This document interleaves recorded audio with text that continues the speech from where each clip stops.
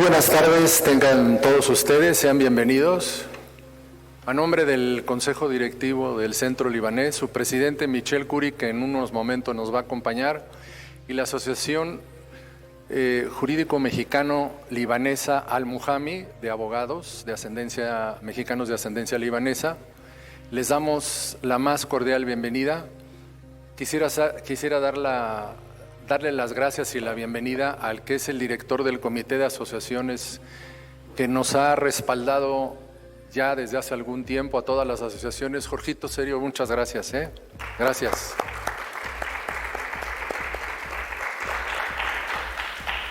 En todas las democracias del mundo y en todo el mundo civilizado, y para nosotros que formamos parte del Foro de Abogados, es verdaderamente importante un equilibrio de poderes, una separación de poderes. Es sano y así debe de ser, está probado universalmente. Hoy más que nunca, ustedes lo saben, nuestro país requiere esa separación de poderes y ese respeto a cada uno de los poderes. Y dentro de esos poderes, también que haya un contrapeso. Y hoy precisamente vamos a tratar el tema de el papel que desempeña la oposición, que siempre es muy importante, no solo en México, sino en el mundo, precisamente para ese equilibrio de poderes. Y qué mejor que una digna representante que en estos momentos está figurando especialmente en esto que es trascendental para la vida del país. Xóchitl, bienvenida a tu casa.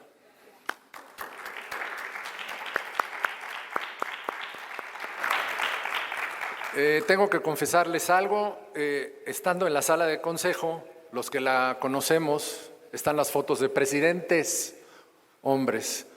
Para que no nos regañe Xóchitl, ya le dijimos que tenemos 2 consejeras y vamos por mucho más mujeres.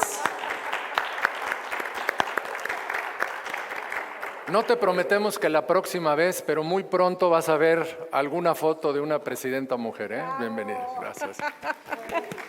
Bueno, pues sin más, precisamente una mujer muy consentida en Al-Muhami, con una gran presencia, con una gran inteligencia, con una gran capacidad en temas jurídicos, también muy querida por todos nosotros, que nos va a hacer el favor de moderar y conducir este foro. Nuestra querida Lisette Neme, bienvenida.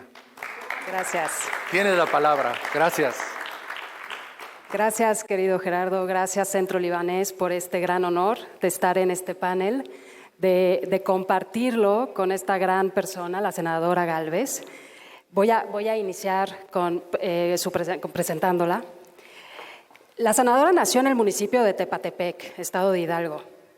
Es ingeniera en computación, egresada de la Facultad de Ingeniería de la UNAM. En 1992 fundó la empresa High Tech Services y también es fundadora de la empresa OMEI.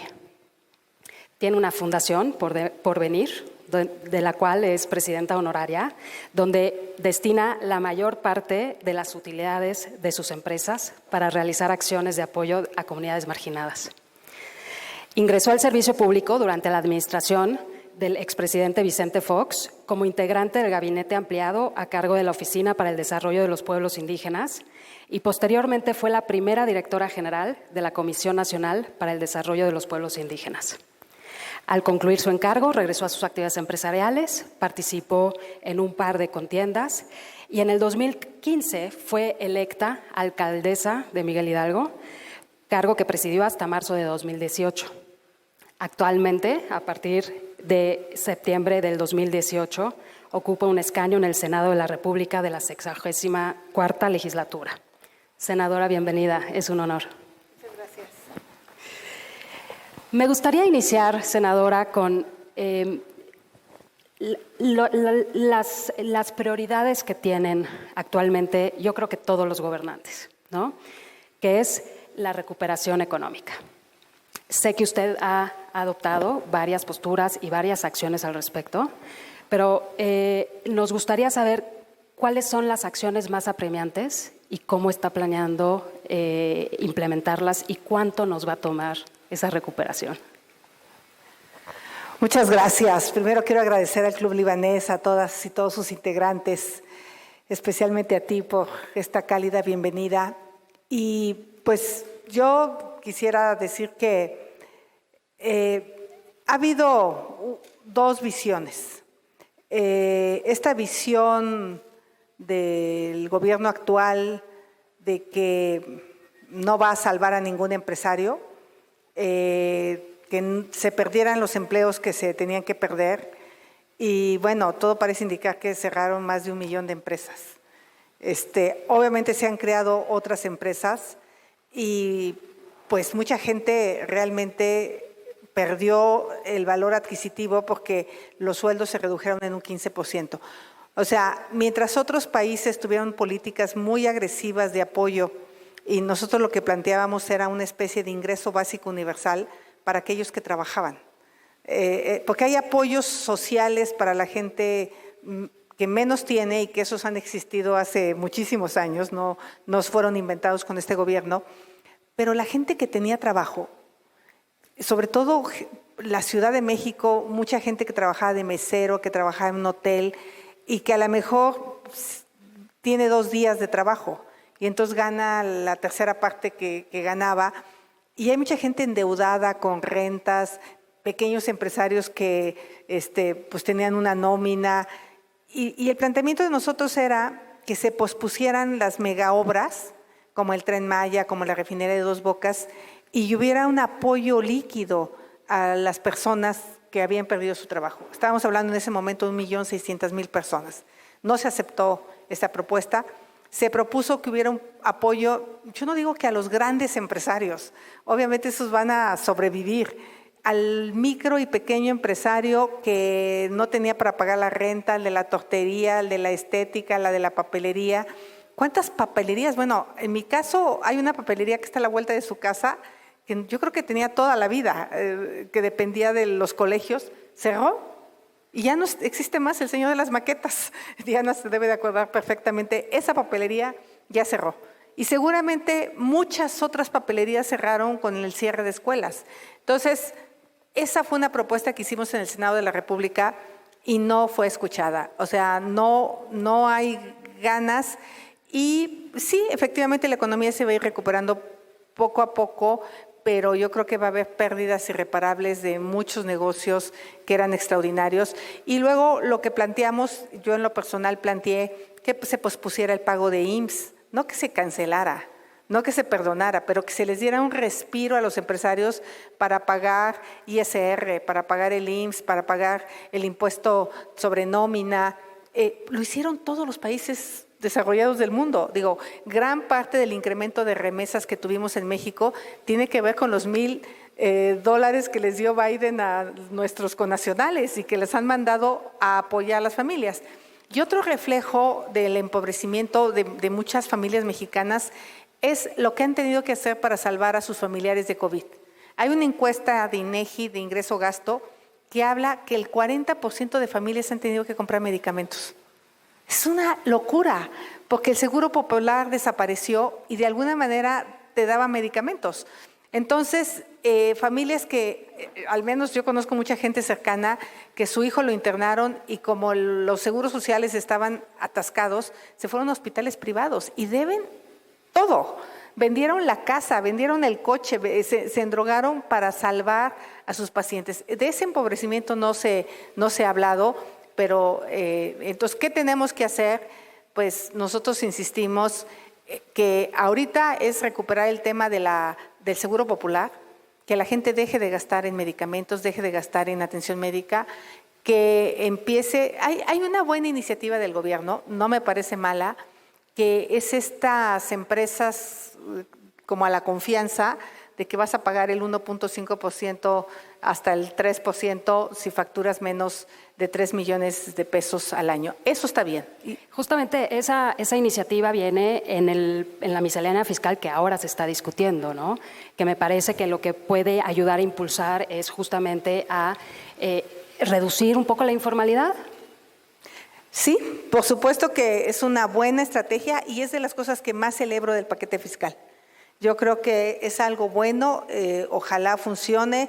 Ojalá la gente no sienta que es como una trampa de que me doy de alta y luego ya me cautivaron y ya jamás me voy a poder salir, ¿no? Eso también puede ser que el incentivo, tiene que haber una pinza que cierre para que la gente realmente deje la informalidad y entonces sí podamos dejar de estarle presionando con los impuestos a los de toda la vida, a los cautivos. Correcto. Senadora, y usted es una gran impulsora del empoderamiento de las mujeres. La autosuficiencia económica de las mujeres, ¿cómo juega en esto? Yo siempre he dicho que no hay manera de acabar con la violencia hacia las mujeres. Yo provengo de un pueblo del estado de Hidalgo donde el machismo, el alcoholismo, el trato a las mujeres es tremendo. O sea, crecí en una niñez llena de violencia, llena de alcohol y de abuso hacia los hijos, abuso hacia las mujeres. Y creo haber entendido que la única manera de salir de ese ciclo, porque su servidora logró salir, fue a través del empoderamiento económico.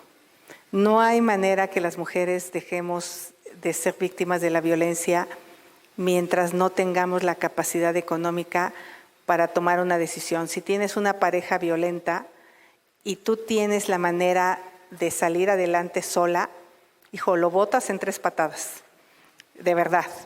O tu pareja sabe de antemano que si se pasa de la raya, lo vas a botar. Entonces, empieza a medirle. Sabe que una mujer empoderada, una mujer independiente, y hay una violencia económica hacia las mujeres. Yo me acuerdo que mi papá le decía, eres una mantenida, y la que trabajaba era mi mamá. Decía, a ver, ¿cómo le dice que es una mantenida? Si ella plancha, lava, vende gelatinas, hace de todo.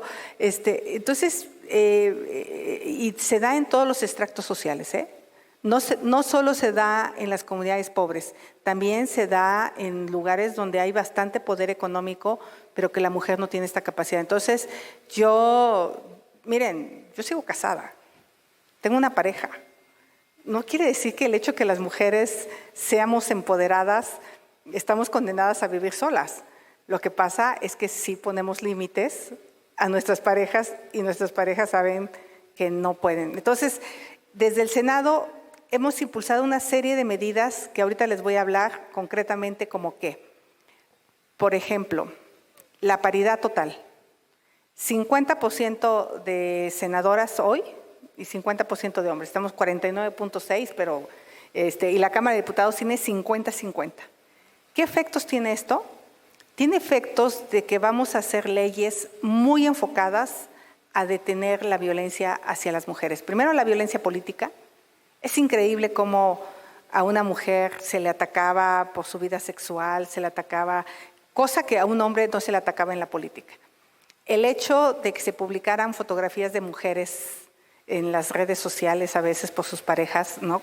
Eso, la ley Olimpia, por ejemplo, es una maravilla, porque pues hoy cualquier hombre que quiera hacer algo indebido, pues inmediatamente se convierte en un delito.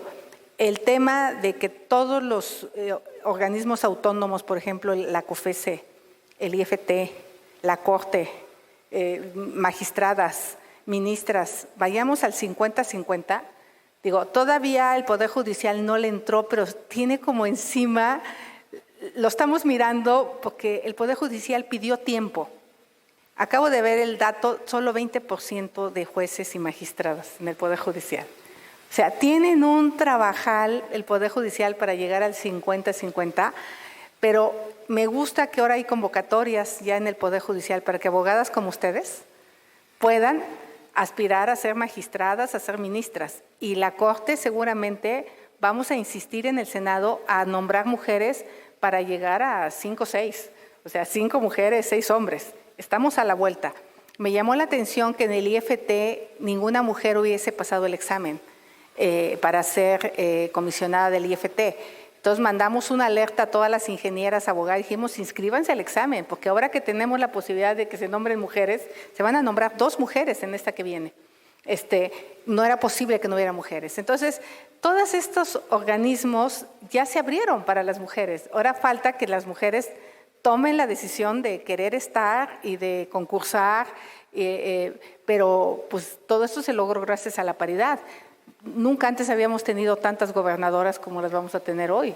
O sea, y es que parte de lo que necesitamos es tener esos modelos a seguir también, ¿no? Porque lo que pasaba antes era, pues no veíamos nadie en el poder, ¿no? Siendo mujer, y pues claramente pensábamos que no se podía llegar, ¿no?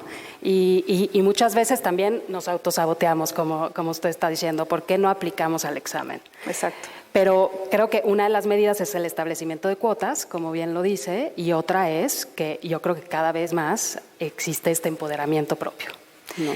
Yo quisiera decirles a todos los hombres, de verdad le conviene a la política y le conviene a todos los espacios tener la presencia de mujeres. No tengan ningún temor. Definitivamente la visión de lo femenino, les voy a contar una anécdota de cuando fui jefa delegacional. Bueno, aquí Wafa me conoce y sabe que he dedicado gran parte de mi vida al trabajo en comunidades indígenas. Es muy difícil cuando tú has utilizado tus recursos personales para ayudar al otro que llegues al gobierno a robarte los recursos públicos para ti, ¿no? O sea, es como que sí es importante que sepan de dónde vienen sus políticos. En mi caso, yo vengo de la sociedad civil, vengo de hacer un trabajo hacia las comunidades indígenas y llegué al gobierno por los cazadores de talento. O sea, eso fue lo que me llevó al gobierno. Yo no busqué estar en el gobierno. Cuando llego a ser jefa delegacional, entro a una casa donde estaba una mamá con un niño que tenía un síndrome muy complicado y la mamá no podía despegarse del niño. Y era madre soltera. Y tenían un empobrecimiento y se me ocurrió hacer un programa para mujeres que pudieran trabajar en su casa. Y empezamos a hacer estos peluches que se vendían en el acuario de la Miguel Hidalgo que está ahí, de Carso.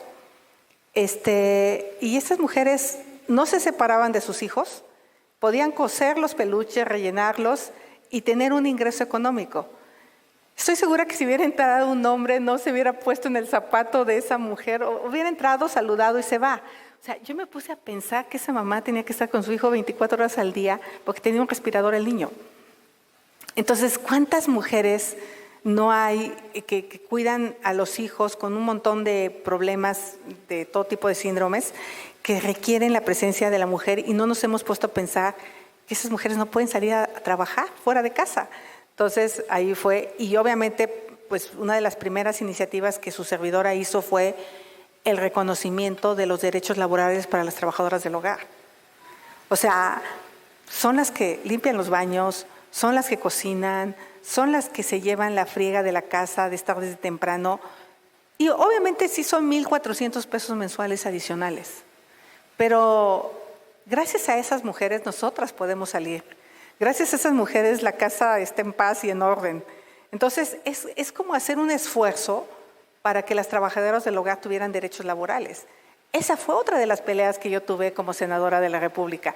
O sea, la presencia de las mujeres en la política, en los espacios de decisión, y también sabemos decir malas palabras. Su servidora las sabe decir y las pone bien puestas cuando las tengo que poner. O sea, no crean que nos tiembla la mano para mandar y para tomar decisiones. Entonces, yo sé que es un tema complejo, pero este país va a ser un mejor país a medida que las mujeres seamos parte de las decisiones del país.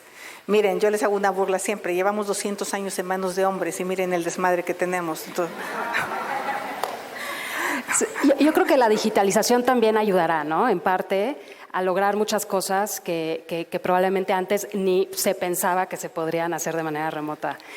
Y la digitalización, yo creo, a ver, había avanzado y estaba progresando, pero hoy está avanzando a pasos agigantados, mucho más rápido, ¿no?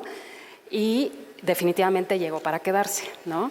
Y usted, ¿qué mejor que usted, ¿no? Ingeniera con una empresa que se dedica a tecnología, a proyectos sustentables, a seguridad. ¿Qué nos puede decir?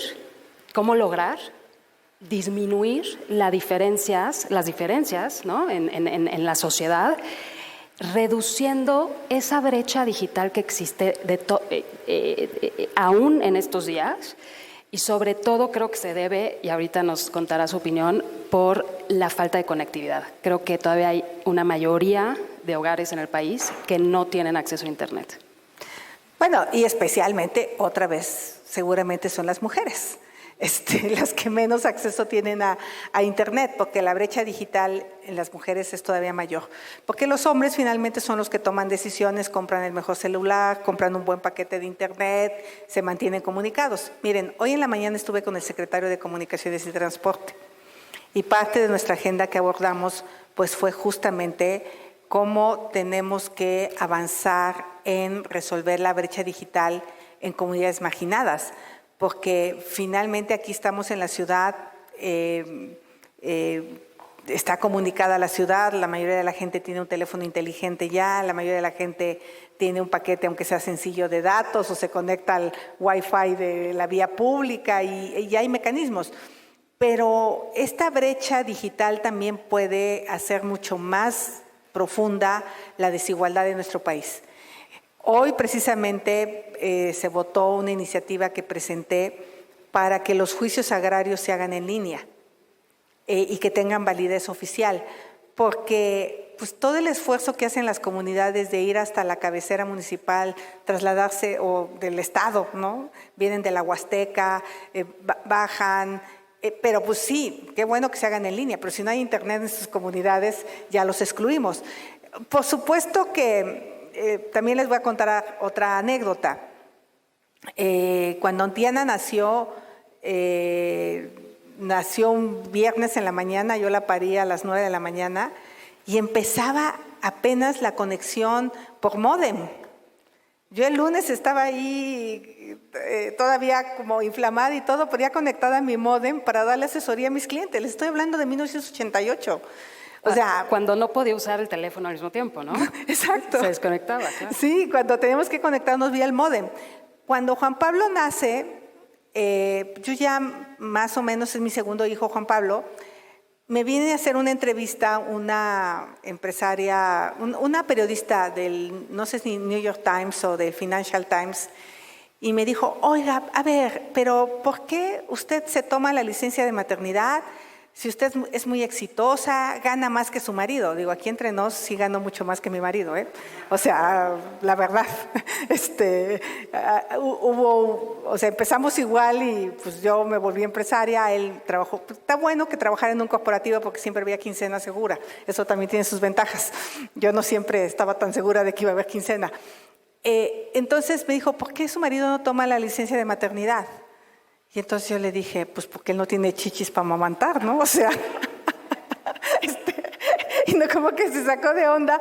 Pues sí, a ver, hay cosas que no pretendemos que ustedes los hombres hagan nunca. O sea, por supuesto que nosotras tenemos el don de procrear y de amamantar a nuestros hijos, pero ya con Juan Pablo prácticamente yo tenía internet en la casa, tenía todo, ahí se me ocurrió crear una segunda empresa, fui mucho más creativa. O sea, imagínate que más mujeres tuvieran la oportunidad de la tecnología. O sea, pues, ni siquiera tendrían que dejar de producir muchas mujeres, porque el chamaco se dormía 3 horas. O sea, le daba de comer y ¿qué hacía esas 3 horas? Pues crear, hacer cosas creativas, obviamente siempre con el apoyo en casa de una trabajadora del hogar. Por eso para mí siempre fue muy importante la seguridad social de la persona que me ha acompañado a poder salir adelante. Entonces, por supuesto que mi gran pleito con la SST, y de hecho quedé en tener una reunión especial para ver qué está pasando con la empresa Altán, porque la empresa Altán se le quedó la facultad de conectar a las zonas marginadas y Altán pues, estaba teniendo problemas financieros, pero está administrando una de las bandas más importantes que te van a permitir esa conectividad en el país. Entonces, bueno, fue parte de mi agenda hoy de trabajo en la mañana con el secretario de Comunicaciones y como verán, pues siempre el tener una ingeniera, el tener una gente que le entienda, pues puede ser mucho más productivo pues la agenda legislativa, ¿no? Entonces, pues por supuesto que coincido contigo que necesitamos seguir reduciendo y a nivel de comunidades nos falta muchísimo todavía. Lo que nos lleva a las telefónicas justamente y la reciente reforma a la ley de telecomunicaciones. Entiendo que usted votó en contra. ¿no? Y la famosa creación del padrón de usuarios. ¿Cuál es el problema real? Qué bueno que me preguntas eso, porque ayer estuvo conmigo la secretaria de Seguridad Pública. Afortunadamente para ella no me le tocó que yo la cuestionara, pero la mala suerte fue que fue Lili, que también le puso un cuestionamiento bastante duro. Pero mira, justamente yo, si me hubiera tocado intervenir, ese es uno de los temas más importantes. Me opuse a que se le pidiera a las personas sus datos biométricos. ¿Qué son sus datos biométricos? Sus 5 huellas digitales, el iris de sus ojos y la forma de su cara. Primero, porque atínale quién iba a manejar estos datos, porque tú ibas a ir a una tienda Telcel o una tienda AT&T o a un módulo de la esquina y te iban a tomar tus datos para darte un celular. Eso decía la ley. Y si en 2 años tú no ibas a registrar tus datos biométricos, te iban a quitar tu número telefónico. Solo dictaduras como Afganistán, como Rusia, como Venezuela, le piden eso a sus ciudadanos. Entonces, yo lo que dije es, se están pasando de la raya porque lo único que la autoridad te puede pedir es saber que eres tú y para eso tienes una credencial de elector, que es tu identificación oficial. Si tienen duda, pues que la validen, la pueden validar en línea con el INE como lo hacen los bancos, pero no te pueden poner todos tus datos biométricos en una base de datos que después de que vimos que vendían la del INE en Amazon o en Mercado Libre, pues qué miedo que a rato tengan tus huellas para acceder a tus bancos, qué miedo que a rato sepan dónde estás, qué haces, ¿no? La Corte nos dio la razón, suspendió esta reforma, su servidora puso a la gente un amparo, metimos como 3,000 amparos, yo sigo todavía con la suspensión, sigo peleando el derecho de audiencia que me había negado la sala superior y ayer el subsecretario, y no es ninguna indiscreción porque lo hablamos en el Senado y lo que se habla en el Senado se puede saber, hablamos de la posibilidad de replantear esta reforma y me parece que revirar por parte de la Secretaría de Seguridad Pública es de humanos y hay que corregir. Creo que hay que evitar que cualquier persona tenga un celular que haga mal uso de él y te extorsione. Eso hay que hacerlo. Pero el principal lugar donde se extorsiona es en las cárceles. Entonces, hay mucha tecnología para poder saber con inteligencia artificial, por ejemplo, si tú de un celular le cambias 3 veces el chip, debes de ser candidato a que te cancelen tu celular. O sea, 3 veces en un día un chip, un celular no es normal. O si empiezas a hacer llamadas consecutivas de un celular y haces más de 100 llamadas en menos de 1 hora, pues como que tampoco es normal. Y si estás en el perímetro de Santa Marta, Catitla, pues es menos normal, ¿no? Entonces, hay muchas maneras con tecnología de saber quién se está dedicando a la extorsión y no molestar a todos los ciudadanos. Entonces, bueno, pues esto fue una de las leyes que su servidora con mucho orgullo votó en contra, defendiendo pues a los ciudadanos y que la Corte nos acabó dando la razón. Pero, a ver, extorsión, fraude, venta de bases de datos, todo esto debe existir instituciones, y las hay, ¿no?, que deben de velar por el buen ejercicio del Estado de Derecho, de la impartición de justicia, de asegurarse que se cumplan con las leyes. ¿Dónde están las instituciones? ¿Cómo vamos a fortalecer esas instituciones para, aquí estamos hablando de un tipo de delitos, pero en general, en el país, ¿cómo se podría mejorar esta situación? Hoy las instituciones están viviendo un momento difícil y creo que ahí es a donde los mexicanos tenemos que cerrar filas, por ejemplo, para fortalecer a una que es muy importante como es el INE. O sea, acaba de pasar una elección donde ganaron un montón de gobernadores del gobierno actual.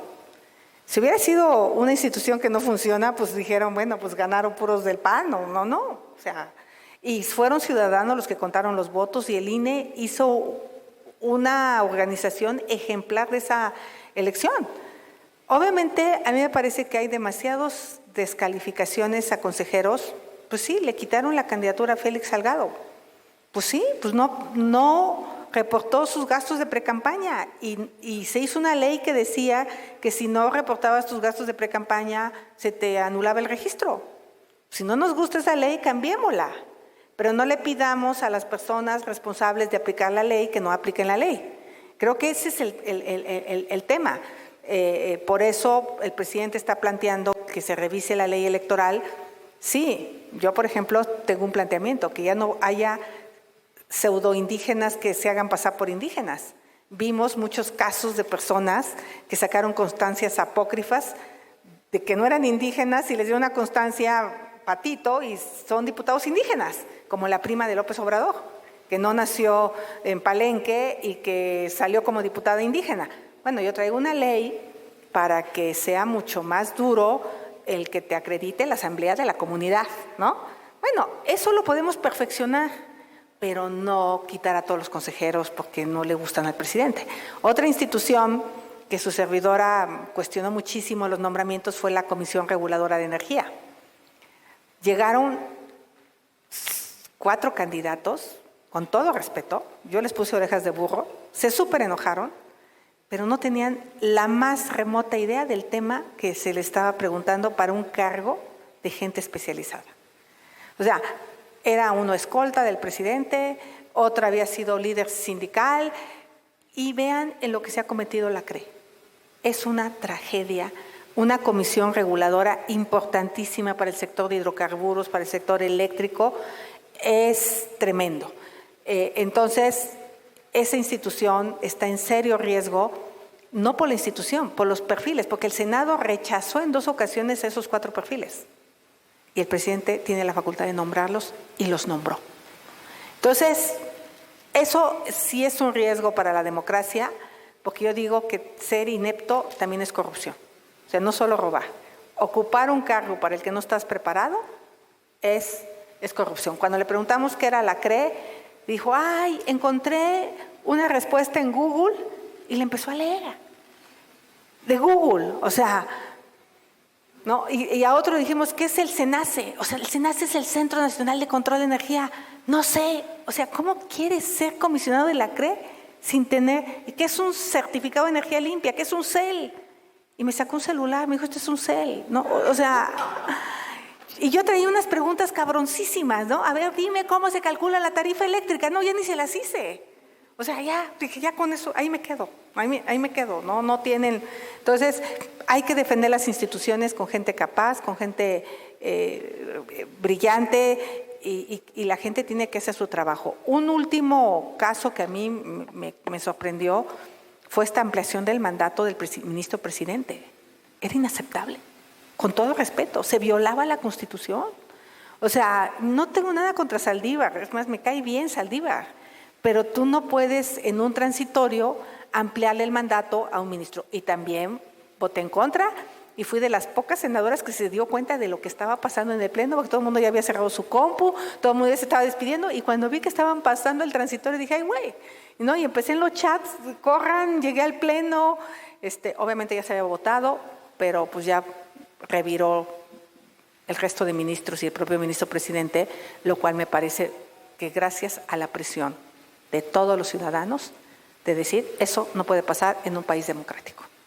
Y creo que ahí es el papel que ustedes hacen y hacen muy bien. El papel de la oposición se me hace importantísimo en estos temas. Por ejemplo, acaba de decir el nombramiento de ciertos funcionarios de ciertos organismos, pero pareciera que nombran a los funcionarios de los organismos que les importan, ¿no? Ahorita vemos a una Comisión Federal de Competencia, o sea, bastante, con varias vacantes, ¿no? En riesgo de no poder, más bien, hoy no puede votar ciertos asuntos y en riesgo de no poder votar después algunos más.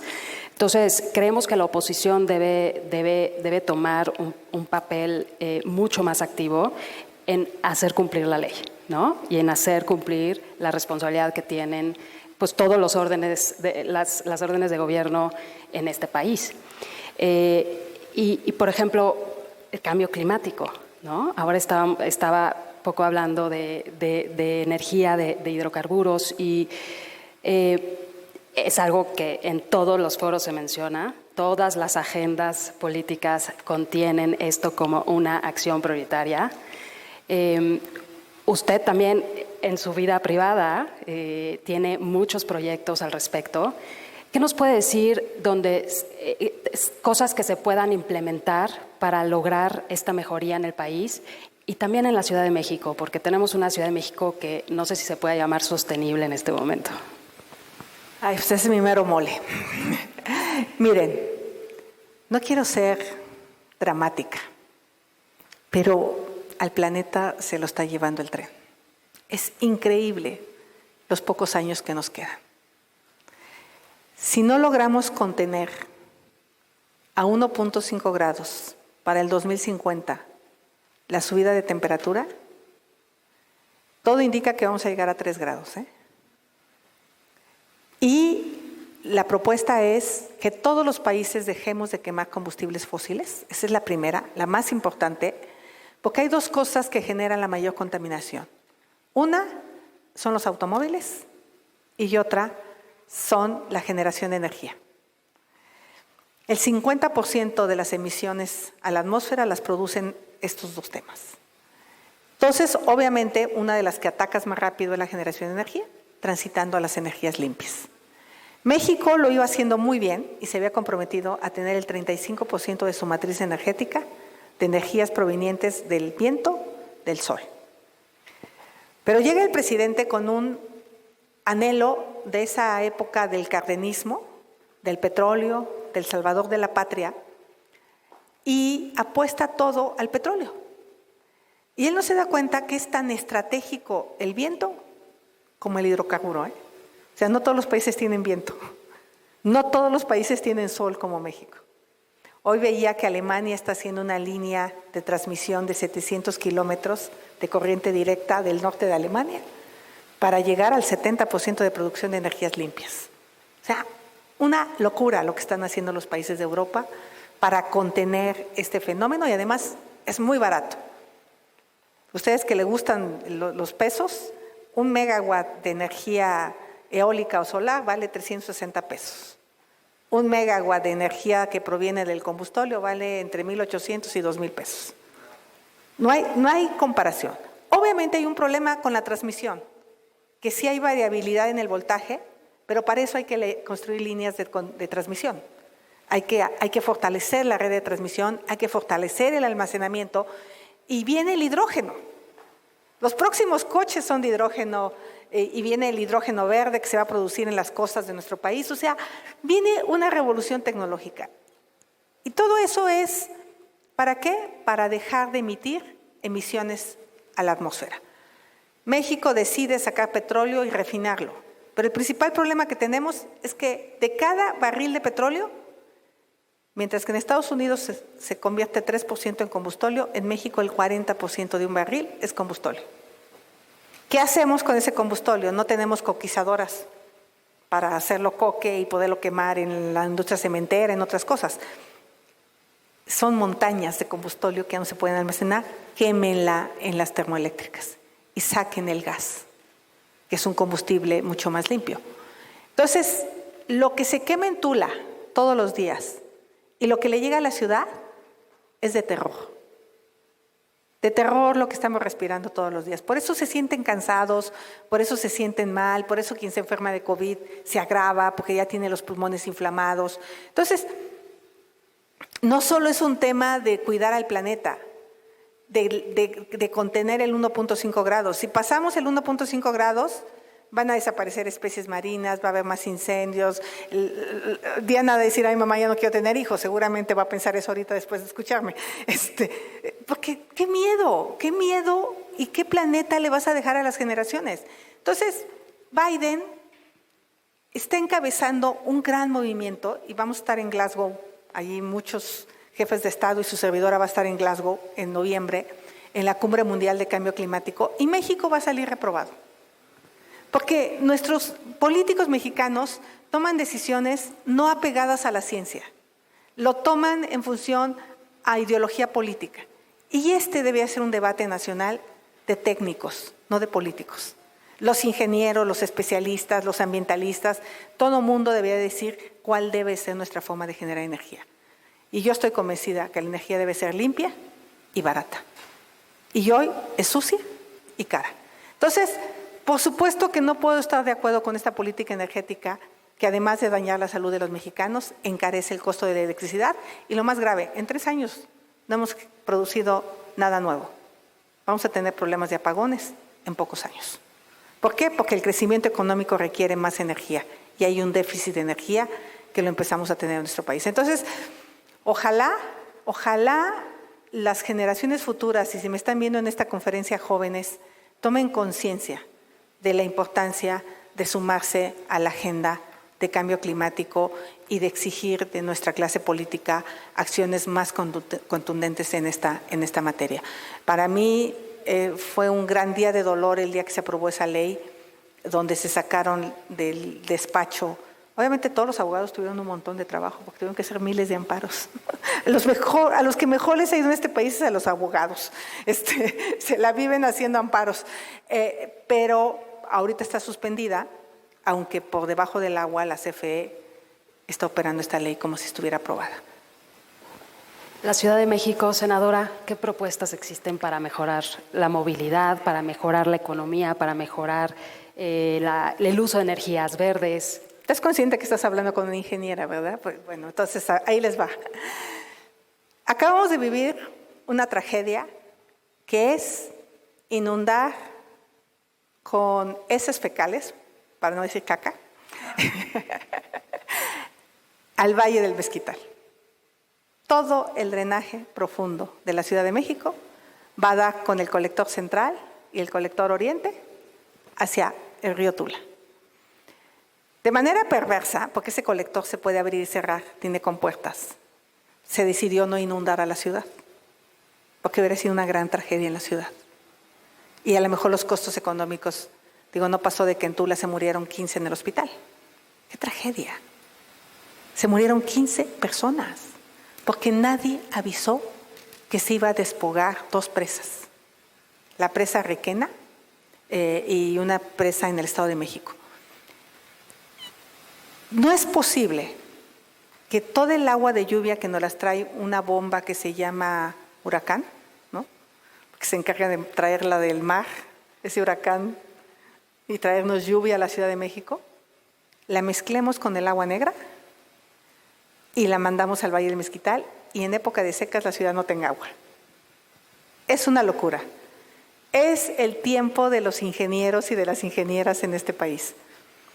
Tenemos que infiltrar el agua de lluvia para recuperar los acuíferos de la ciudad.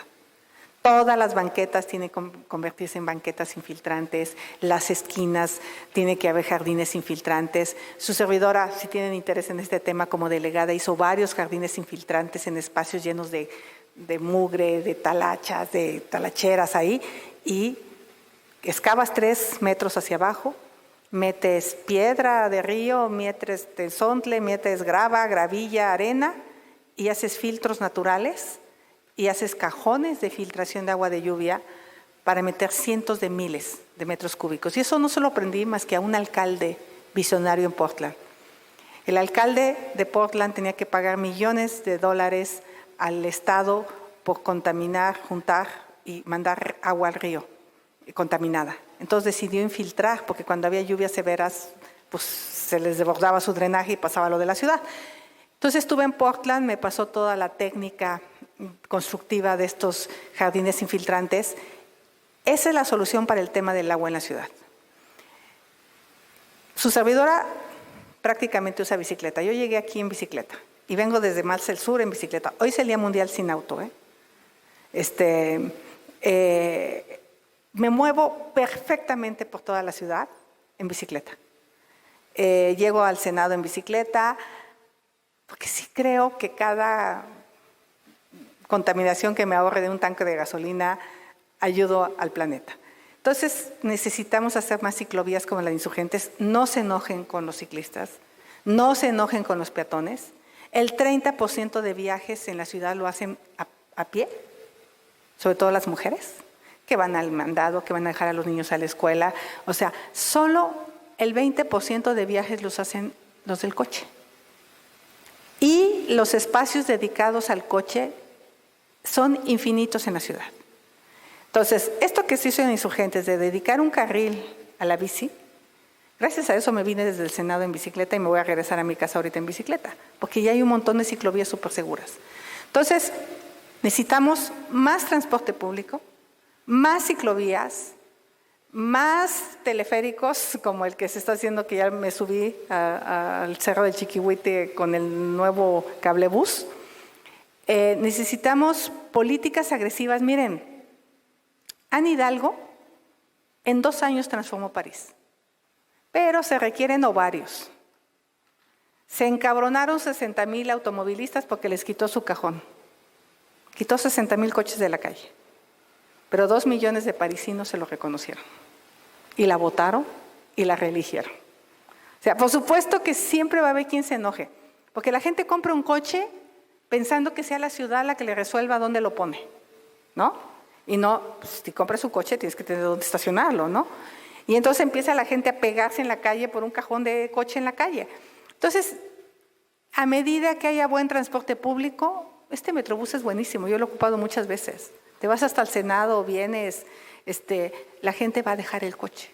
Entonces, esta ciudad necesita 2 temas: resolver el tema del agua y de la movilidad.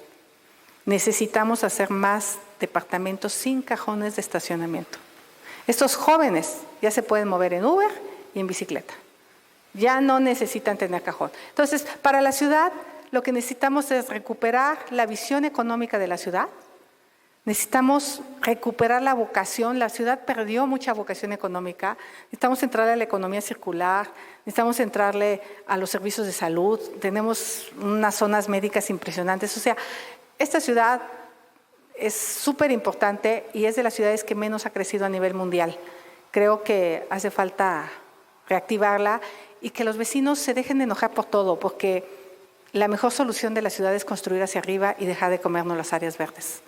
O sea, no podemos seguir creciendo hacia la Jusco, no podemos seguir comiéndonos el poco espacio que queda.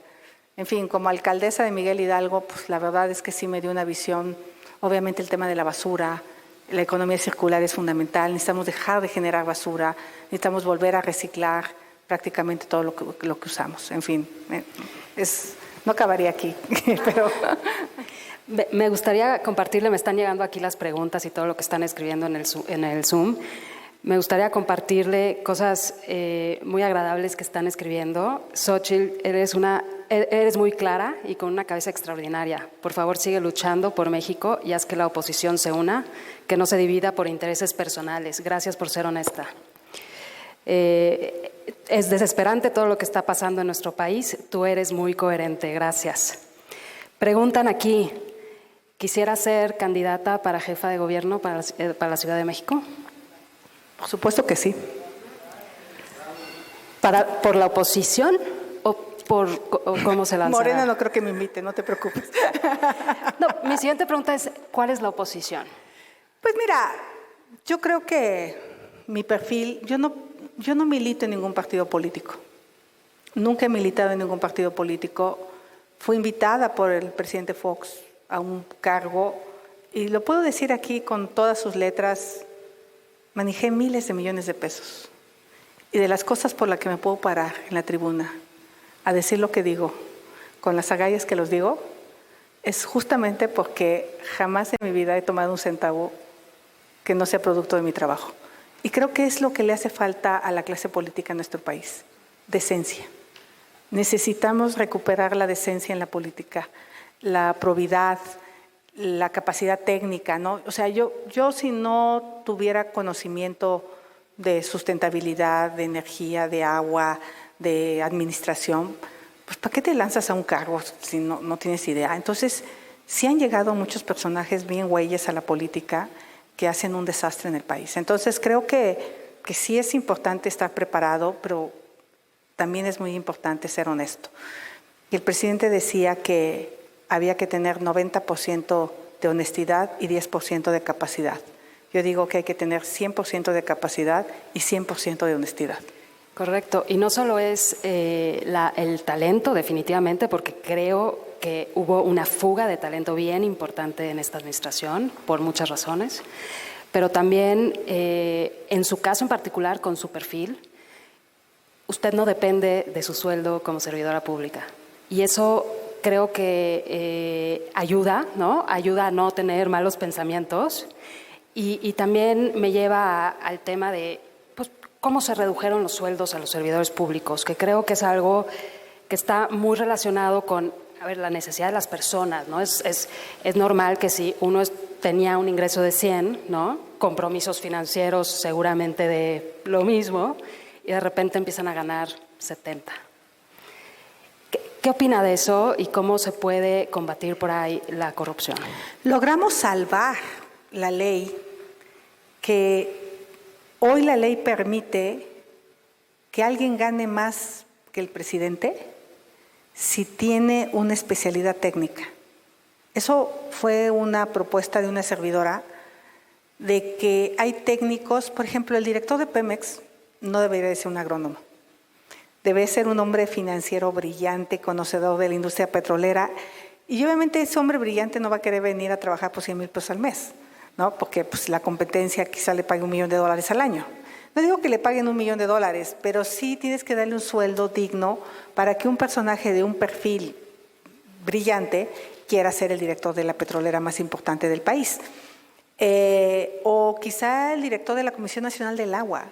Tiene que ser alguien con un expertise muy alto. El problema es que durante mucho rato tuvimos una antropóloga ahí tomando decisiones en materia de agua y traíamos un desastre.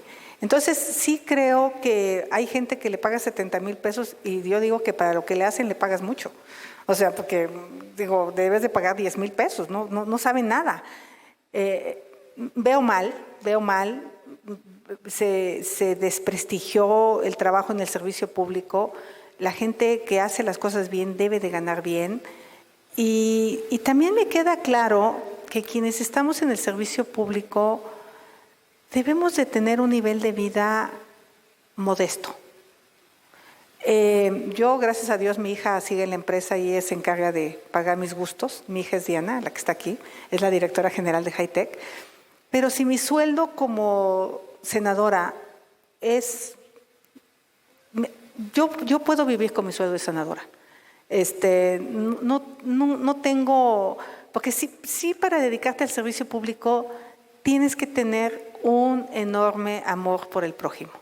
Tienes que tener una convicción de servicio porque trabajas muchísimo y la verdad, yo diría, es un sueldo bajo, pero no estás ahí por el sueldo. Estás ahí por cambiar, por un sueño, por ideales y creo que eso es válido. No todos los servidores públicos deben de tener una vida de lujos o de... No, si eso es lo que quieres, yo creo que sí tienes que irte al sector privado. Acá hay muchas preguntas en el Zoom y quisiera regresar un poco al tema de la oposición y a las coaliciones, ¿no? Acabamos de platicar, recientemente salió ayer o anteayer, ¿no? La encuesta del Financiero. Ándale. En la que la posicionan en empate, si estoy en lo correcto, con el partido en el poder, siempre y cuando, o más bien, en el supuesto en el que fuera en coalición, ¿no? PRI, PAN, PRD. Esas coaliciones, ¿cómo las vislumbra usted si de origen son partidos que tienen diferentes ideales y diferentes valores? Mira, yo creo que se ha desdibujado mucho esos conceptos de la izquierda a la derecha. Yo creo que en general coincidimos con la libre empresa, coincidimos con la democracia, coincidimos con la transparencia, la rendición de cuentas, temas que pudieran ser polémicos como el aborto, por ejemplo, pues ya están resueltos. Ya la Corte tomó una decisión y ya no son polémicos en las campañas políticas. No es yo voy a buscar legalizar. Esos temas se resolvieron en la ciudad hace 20 años, ¿no? ¿Qué es lo que la ciudad hoy quiere para poder hacer una coalición? Quiere que la gente tenga empleo. quiere buenos servicios urbanos, quiere que su ciudad se recoja la basura, se pavimente, se cambien las lámparas, se poden los árboles.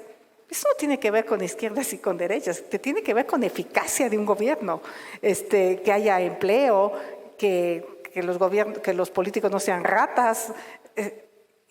Yo lo que le podría decir a estos partidos, yo los puedo representar siempre y cuando no me impongan cuotas de güeyes que no saben nada, ¿no? Porque no se los voy a aceptar. Yo los puedo representar si no me van a pedir moches. Yo los puedo representar si lo que buscan es eficacia, eficiencia, honradez, buenos servicios urbanos, puedo ser su candidata. Pero si quieren a alguien que vaya a robar, pues no soy yo la candidata y ni me volteen a ver. O sea, yo puedo representar un proyecto que sea honorable y por supuesto que podría representar a cualquiera de estos partidos o a los 3 o a los 4 juntos y a todos los que quieran, hasta Morena, si quisiera sumarse en una candidatura única. Digo, obviamente no, pues ellos, porque no es cierto que Morena sea la gran panacea de honradez, no es cierto. Ahí está Manuel Bartlett con sus 23 casas y sus negocios, o sea, ratas hay en todos lados. Lo que hay que hacer es evitar que lleguen, sean del partido que sean. De acuerdo. Revocación de mandato.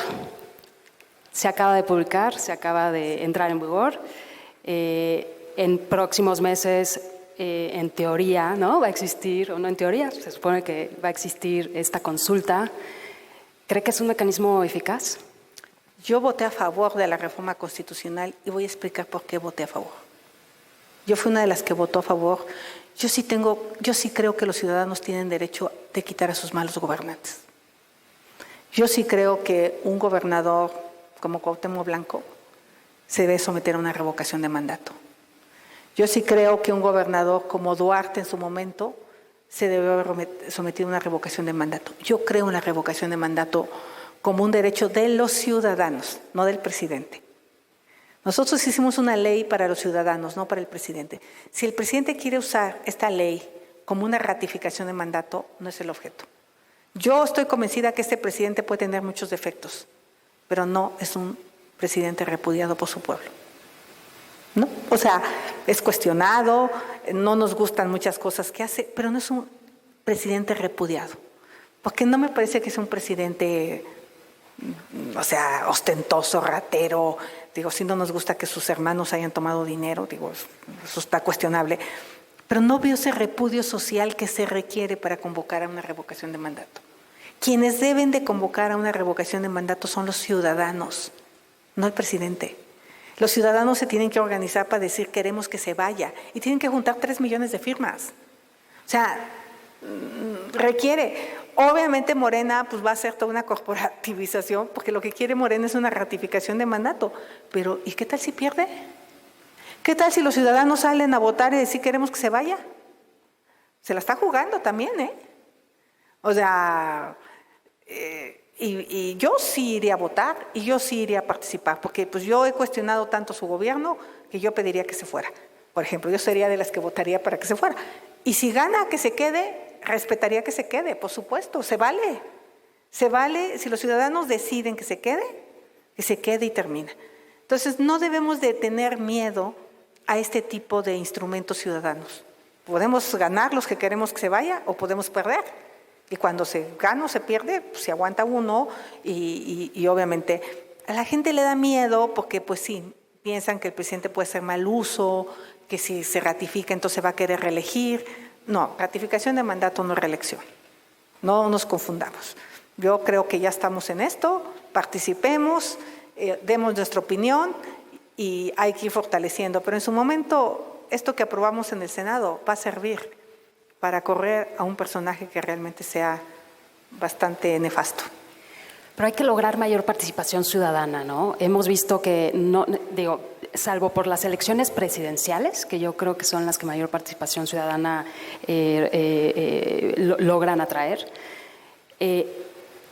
no necesariamente todos los que tienen que salir a votar salen a votar. ¿Cómo logramos que haya mayor participación? Sí, de entrada esta revocación de mandato requiere 40% del padrón. No está fácil, porque además, yo sigo insistiendo, no es un presidente repudiado por las masas, no. Hay cuestionamientos fuertes. Entonces, Y la consulta que se hizo de si se juzgaba personajes del pasado fue un gran fracaso. Y fue un gran fracaso porque la gente no se tragó el cuento. O sea, era una pregunta de lo más estúpida, con todo respeto. ¿Estás de acuerdo que se juzgue a los personajes del pasado? Pues la justicia no se consulta. O sea, si hay corrupción, investíguenlos, castíguenlos y métalos a la cárcel. Por eso la gente no fue a participar, porque no le latió la pregunta. Mira, a lo mejor si hubiéramos preguntado, ¿estás de acuerdo que se regulen las drogas? A lo mejor la gente hubiera dicho, no, pues no estoy de acuerdo, ¿no? Porque quiero que mis hijos, o hubiera dicho, sí, sí estoy de acuerdo. A lo mejor hubiera sido un ejercicio como lo hacen en Estados Unidos. En la última elección de Biden, en muchos estados se consultó el tema de la regulación de la marihuana y fue muy exitoso. Y la gente opinó y participó, y en algunos estados no solo se reguló la marihuana, se regularon todas las drogas. Entonces, digo, ese tipo de consultas creo que valen más la pena que una consulta tan tonta como la que se acaba de hacer. Pero sí necesitamos participar, pero va a depender mucho de la calidad de las preguntas. Correcto. Voy a irme directo a una de las preguntas del Zoom, porque nos podemos quedar platicando horas. Mira, y buena participación. ¿No suena aburrido? Okay. Una de las preguntas es, ¿qué está haciendo la oposición en el tema de atención y medicamentos para niños con cáncer? Hijo, la verdad, hemos hecho mucho, pero hay una retórica desde Palacio Nacional que descalifica todo. Es increíble la crisis que hay de medicamentos oncológicos. Yo recibo comunicados de médicos de diferentes hospitales. Nos cuentan dramas como que hay oncológicos para animales que se están suministrando en México, oncológicos de pésima calidad que se están comprando en diferentes partes del mundo que no son lo que se debería.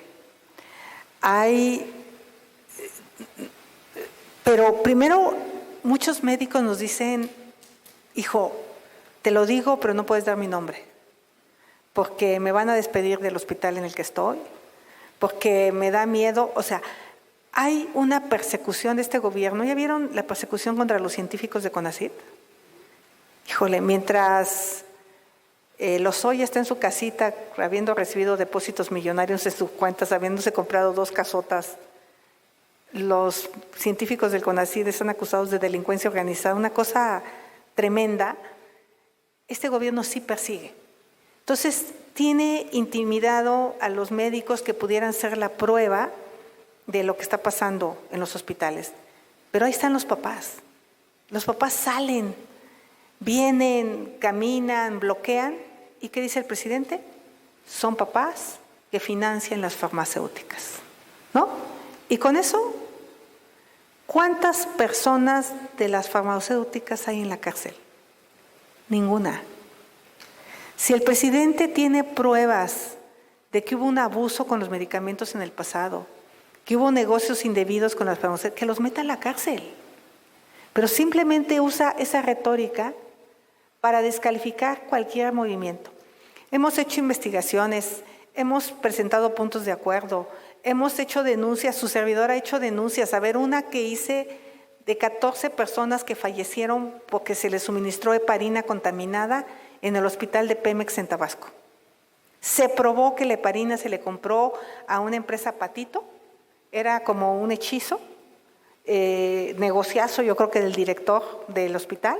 Se murieron los pacientes y a la fecha no hay nadie en la cárcel, y su servidora presentó la denuncia penal en la fiscalía. O sea, cuando hay un gobierno que protege a sus corruptos, que no acepta, es increíble. Pero creo que está llegando un punto donde la gente que va al Seguro Social se da cuenta que no hay, un trabajador de Diana, ahora que lo vi, me dijo que no le han dado su losartán, no sé, hace un mes en el Seguro Social, ¿no?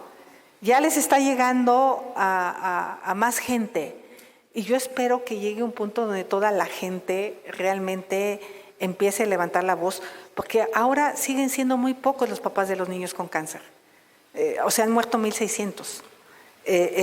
Y otra cosa, creo que los mexicanos se están acostumbrando al dolor. O sea, a mí sí me impresiona cómo no este país pidió la renuncia del director del Seguro Social por las 16 personas fallecidas en Tula.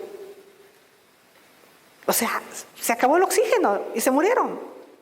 ¿Cómo es posible que pasen tantas tragedias o la bomba que le explotó a los empresarios en Guanajuato, en Salamanca, ¿no? Entonces, está de terror que nos empecemos a acostumbrar a que se mueren los niños de cáncer, pero la oposición hacemos nuestro trabajo, pero el presidente hace el suyo diario. Y la gente dice, sí, tiene razón el presidente. Los empresarios son unos rateros y por culpa de ellos no hay medicamentos. Y ya descalifica lo que acabamos de sacar de los médicos cubanos. Es un hecho que se le pagó 100,000 pesos mensuales a cada médico cubano y que ni siquiera eran médicos. Y ahí están los depósitos de 274 millones de pesos para médicos que vinieron de Cuba, cuando desde aquí les pagas 10,000 pesos. Pero ¿cómo vamos a saber qué pasó en Cuba? O sea, métanse a las finanzas de Cuba, pues imposible. Nos van a decir si tienen certificado médico, si tienen título profesional, no. Entonces sí es un problema, sí hacemos cosas. Yo en lo personal llevo más de 30 denuncias en la fiscalía, en función pública, pero no pasa nada. El fiscal solo persigue a los enemigos políticos, a científicos, a su cuñada, ¿no? Dijo, ¿qué vamos a hacer con eso, senadora? Indignarnos. ¿Pero qué hacemos? Algo tenemos que hacer, porque todos pensamos en lo mismo. Vemos que no hay acción. Todos tratamos de denunciar, pero no hay acción, senadora, no hay autoridad. Nosotros estamos indefensos. ¿Qué se va a hacer en este país si ni siquiera la oposición está unida? No hay un líder firme, seguro, fuerte, que pueda oponerse a todas estas indignaciones. ¿Qué vamos a hacer? A ver. Porque es una tragedia que todos vivimos, todos entendemos, todos estamos de acuerdo con usted, pero ¿qué vamos a hacer? Mire, acabo de decir una cosa que a lo mejor el gran problema que tenemos muchos de los que estamos en la política es que los amagan, porque les encuentran las cuentas de cheques, porque les encuentran la casa mala vida. Y entonces ellos operan y dicen, a ver, güey, tú sigues jodiendo y mira, ya te encontré tus cuentas acá y te saqué, y se la viven. Entonces sí hay una oposición mermada, hay mucho miedo. Su servidora se mueve en bicicleta, sí me sobra valentía, la verdad no me da miedo, pero en la mayoría de los seres humanos sí hay miedo, hasta de los políticos hay miedo.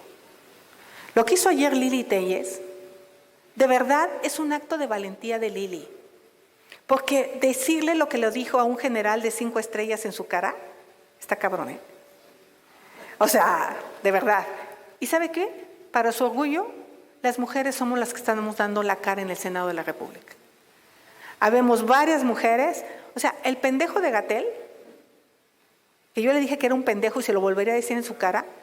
¿Por qué? Porque no es posible que le niegue la vacuna a niños que ganaron un amparo y que tienen enfermedades crónicas o enfermedades como leucemia o como diabetes, y dijera que si le daba una vacuna a un niño se la quitaba a un adulto cuando hay 20 millones de vacunas desaparecidas.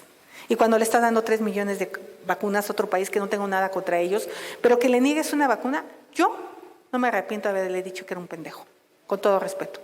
Y si va al Senado de la República se lo voy a decir en su cara. Y lo voy a cuestionar con cifras y con datos, toda la escasez de medicamento y todo el desastre que tienen. Pero se les va haciendo la piel dura y se vuelven unos cínicos. Pero este país les va a pasar la factura, acuérdese de mí. Este país los va a llamar a cuentas, llegado el momento. Y ahí estarán cada una de mis denuncias y las pruebas que he presentado para que más de uno vaya a la cárcel. Más de uno tendrá que pagar con cárcel porque lo que se ha hecho en contra de la salud de los niños, en contra de haber eliminado estancias infantiles, todas estas atrocidades que se han hecho, yo creo que en su momento debe haber un cuestionamiento público. Hoy nos sentimos un tanto desesperados. Mire usted, a veces hay días en los que yo salgo del Senado toda deprimida, bofetada, porque perdimos la votación. Lo que me dura mi bicicleta del Senado a mi casa para recuperarme y llegar con buena cara, y al otro día volverme a levantar lista para dar la pelea. Habemos mexicanos que estamos dando la pelea por ustedes, créamelo. Sé que es un tema de tiempo, pero también exíjanle a los partidos que pongan gente decente en la política. Esa ha sido la gran tragedia del país. Y cualquier otra persona del público que quiera hacer una pregunta, por favor, ahorita les pasamos el micrófono.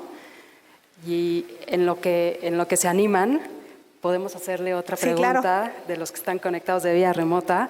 Tenemos unos 10 minutos más, si usted lo permite. Yo ya no tengo nada más que un marido ver como a las 11 de la noche. Así es.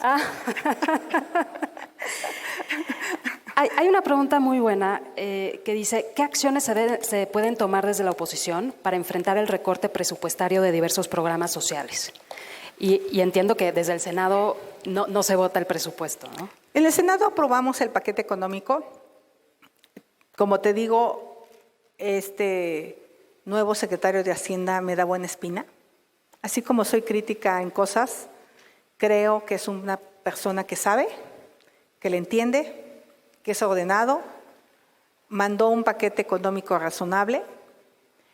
Yo espero que en la Cámara de Diputados, al no tener Morena mayoría absoluta, solo tiene 200 diputados, y el PT, aunque parece su partido satélite, pero también tiene ciertos intereses, por ejemplo, en estancias infantiles, se logre corregir un poco el paquete económico, sobre todo para temas esenciales que nosotros vamos a pelear muchísimo, como es el tema de medicamentos, es el tema de mujeres, recursos para las estancias infantiles es algo que vamos a seguir peleando, para la recuperación económica también, para apoyar a las micro, pequeñas y medianas empresas, para nosotros es muy importante ese tema. Entonces yo espero que haya la posibilidad de un diálogo, y también tengo que reconocer que el nuevo secretario de Gobernación me da buena espina.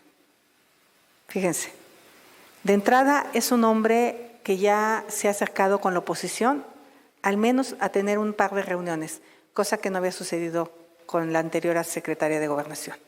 No había habido cero diálogo.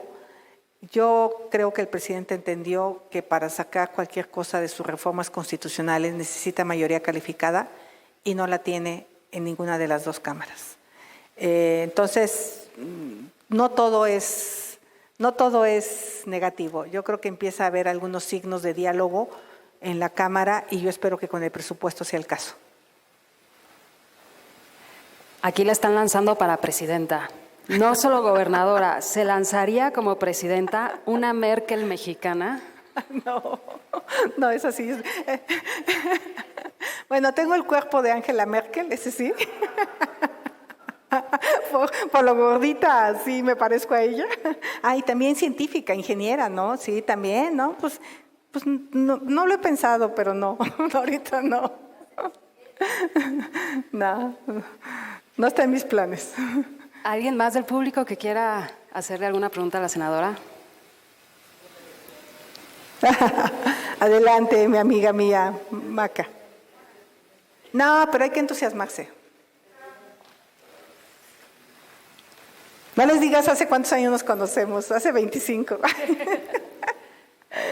Gracias por tu plática, tus consejos, tu fuerza. Ese triunfo que tú manejas es excelente, y esa honradez también muy buena.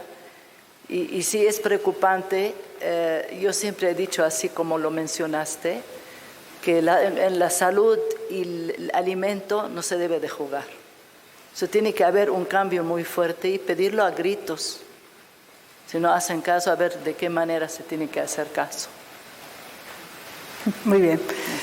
Yo quisiera aquí tocar un tema de por qué llegamos aquí. Yo creo que es muy importante reflexionar. Y llegamos aquí porque sí hubo una clase política impresentable. Hubo abusos, especialmente de varios presidentes, pero Peña Nieto tenía la obligación de que había recuperado el PRI la presidencia de la República de haber hecho un gobierno impecable. Y llegaron una bola de ampones a hacer negocios. Y eso enfureció a los mexicanos. México tiene un gran problema de desigualdad. Hay unos que tienen mucho y hay otros que no tienen nada. Y yo, así como he sido crítica con el presidente, tengo que reconocer que yo estoy de acuerdo de haber eliminado el outsourcing. El outsourcing había empobrecido a muchos trabajadores porque se les pagaba un salario simulado de un salario mínimo, se evadían impuestos y ese trabajador no cotizaba lo que debía. Entonces, pero tampoco era para hacer una ley extrema como que la que se hizo, de poner a todos como corruptos y entonces crear, ¿cómo se llama? El REPSE, y complicarle a las empresas el problema. Lo que se debió haber hecho es, a ver, vamos a topar utilidades, que era lo que pedían los empresarios, porque se creó el insourcing por eso, y luego vinieron las factureras, y entonces se empezó a hacer un desastre. Claro que ese tipo de cosas se debieron haber corregido, pero el problema es, ¿cómo le vamos a hacer para que nunca más se nos vuelva a olvidar la desigualdad permanente que existe en nuestro país? No podemos volver a permitir, porque miren, la Raquel Buenrostro podemos decir lo que quieran, pero ha cobrado a empresas que habían evadido impuestos, y eso está bien, porque había empresas que debían 7,000, 8,000 millones de pesos, y yo creo que con un mochecito al que estaba en el SAT en turno, ahí la seguían, y los que estamos aquí pagamos todo, Los que estamos aquí no nos perdonan ni un peso, no estamos en esas listas de los 7,000 millones, de los 9,000 millones, somos los empresarios de a pie. Entonces, esa parte pasó porque hubo excesos. Y los péndulos se van hasta acá. Yo tengo la esperanza que con esta experiencia nos vayamos un poco al centro y nunca más volvamos a tener estos niveles de corrupción. Y bueno, insisto que estos también hacen lo suyo y hay impunidad, pero tenemos que corregir esa parte de la política.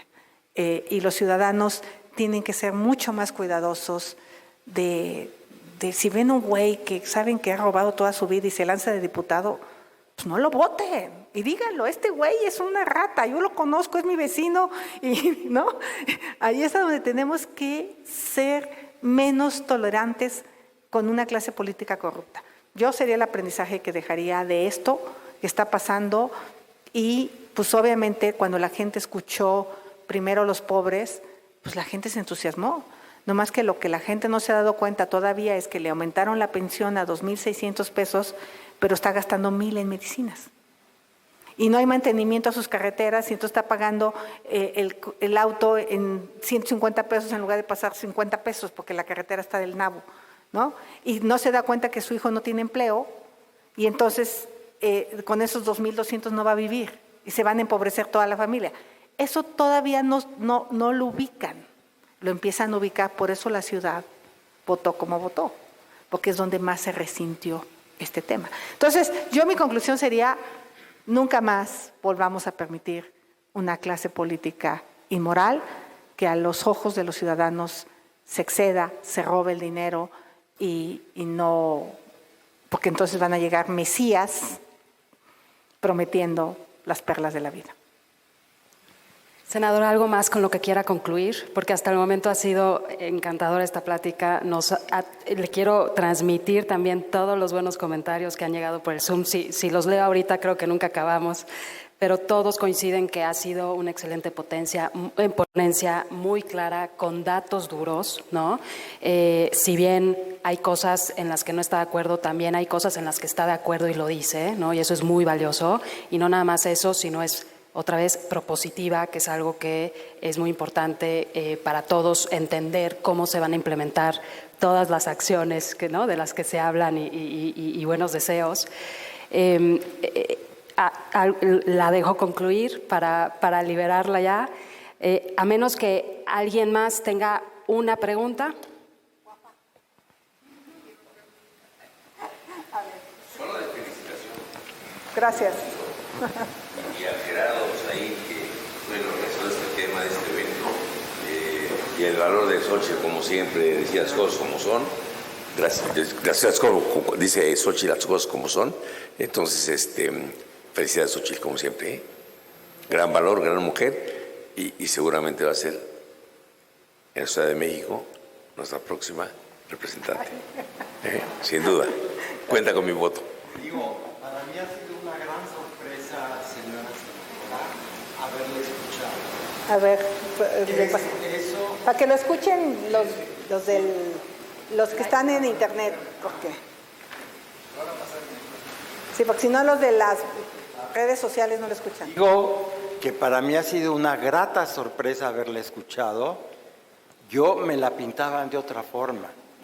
Ha sido una sorpresa que me ha llenado de gozo que en México contemos con este tipo de políticos tan honestos y tan rectos como usted ha proyectado en la plática. No nada más usted, sino también la señorita coordinadora. Fue también para mí muy grato haberle escuchado. Gracias y muchas gracias por la presencia de las dos. Ya se dieron cuenta que tienen mujeres muy chingonas en el libanés, ¿verdad? Ahora sí, guapa. A ver. Pues es una tristeza lo que estamos viviendo en México. Nosotros que estamos trabajando en las comunidades más pobres es donde más lo resentimos. La pobreza está muy fuerte, mucho más. Los señores están en sus casas con alcoholizados, no tienen trabajo, como albañil, como carpintero, como la que hace ladrillos, no puede venderlos porque no hay quien los ocupe.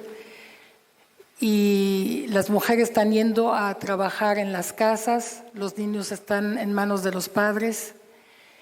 Lo estamos viviendo, lo estamos viendo en las comunidades, en las partes más pobres, y eso nos duele mucho. Porque más que uno los ayuda, ¿de qué manera podemos ayudarlos más?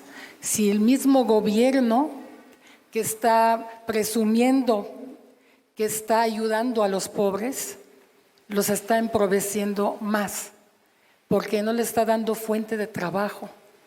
Lo importante no es dar el dinero, porque a los ancianos les están dando su dinero, pero ese dinero los están quitando los señores. Entonces, son, lo que tú sabes, ¿no? Son 2,400 pesos lo que le están dando. La gente ve las becas de los niños, llegan a quitarles las becas y les dicen que tienen que firmar una cantidad y le dan otra, si no se la quitan. Entonces, hay unas cosas que dices no puede ser que se aceptan. Llega una caja de medicamentos a un dispensario, le hacen firmar a una persona que recibió la caja entera cuando reciben 10 paquetitos adentro de la caja, pero tiene que firmar porque si no quedan sin medicina en los dispensarios. Entonces, es un problema muy grande y muy preocupante lo que está pasando en México. No nada más en comunidad una y otra, en todo México. Y no te creas que la gente es ignorante. La gente está enojada. No te creas que están aceptando como los están tratando. La gente más pobre está enojada y no están de acuerdo con el gobierno que está pasando. ¿Por qué? Porque están viendo que no tienen fuente de trabajo, no tienen un futuro. Las escuelas están muy mal en las comunidades, muy mal.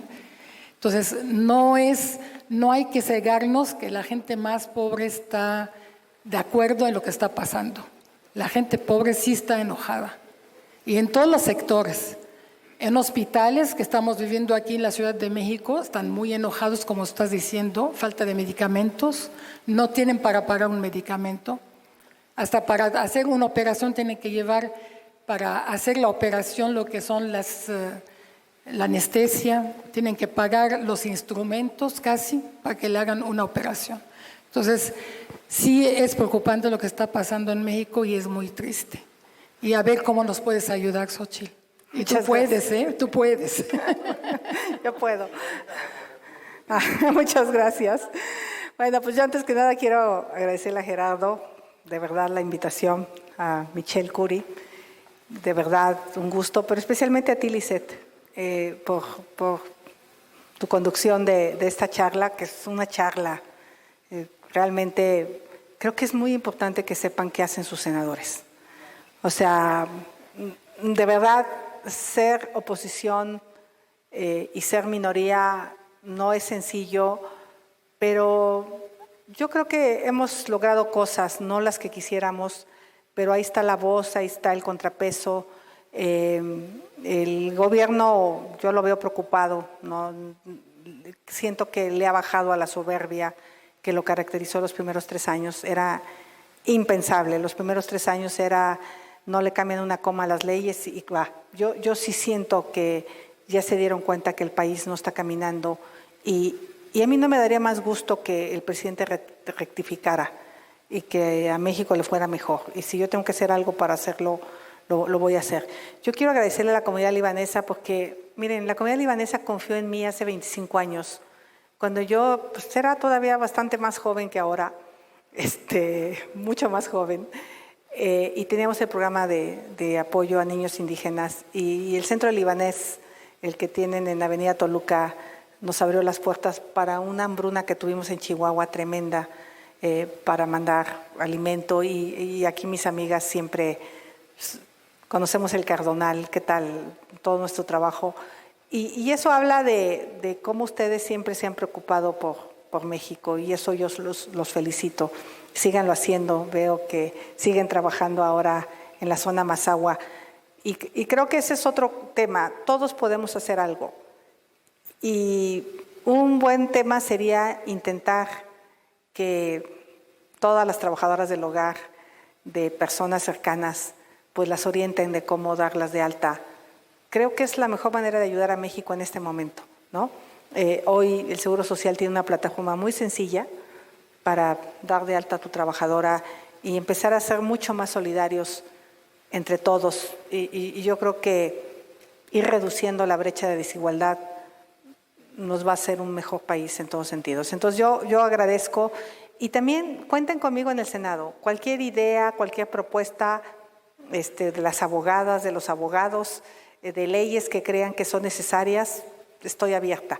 Hace poco me llegó una chica que me presentó una iniciativa, que ya la presenté, para evitar el acoso en las oficinas y que fuera delito, falta administrativa grave, porque resulta que eran acosadas por sus jefes y no era una sanción administrativa grave y lo vamos a llevar a grave para que ningún jefe ande acosando a las mujeres, ¿no? Y eso me lo presentó una ciudadana común y corriente que le pareció interesante una ley así porque lo sufrió. Entonces, estoy a sus órdenes.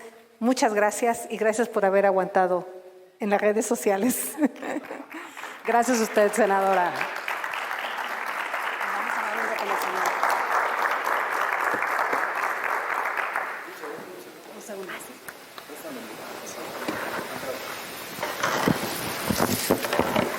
¿Ahí dónde está? Ahí está Michelle. Realmente has recibido muchas felicitaciones, mi querida Xóchitl, pero también la señorita coordinadora, como dijo alguien por ahí, que creo que eres su papá.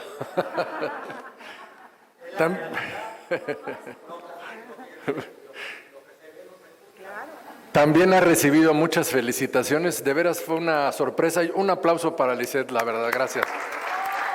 Gracias. Orgullosamente Almujami, orgullosamente mujer. Gracias. Quisiéramos pedirle, evidentemente, para cerrar este evento y para felicitarte formalmente y para reconocerte formalmente, quisiéramos pedirle al presidente del Consejo Directivo del Centro Libanés pase a otorgar el reconocimiento, a darle un regalo y a darle las gracias. Michelle Curi, muchas gracias por el apoyo, muchas gracias por estar con nosotros.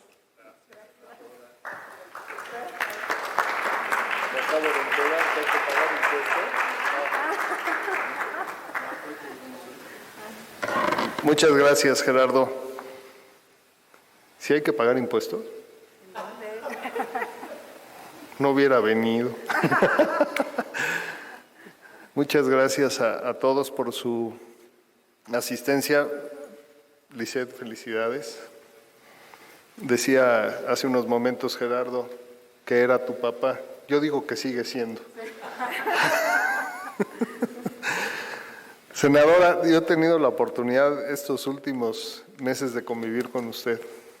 Y digo oportunidad porque encontrarme en el camino de la vida con personas con ese compromiso y con ese amor a México, pues me alimenta y me da para seguir adelante. Yo la felicito a nombre del Consejo Directivo de Centro Libanés, pero me honro más en felicitarle como mexicano. Gracias. Muchas gracias y bienvenida a Centro Libanés.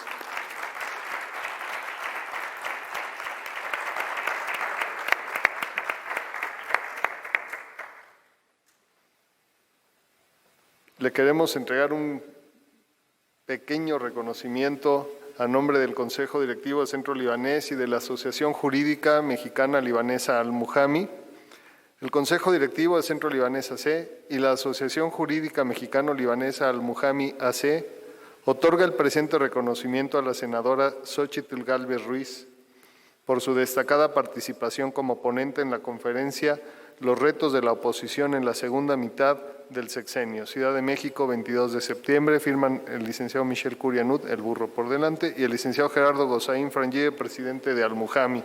Muchas felicidades, senadora.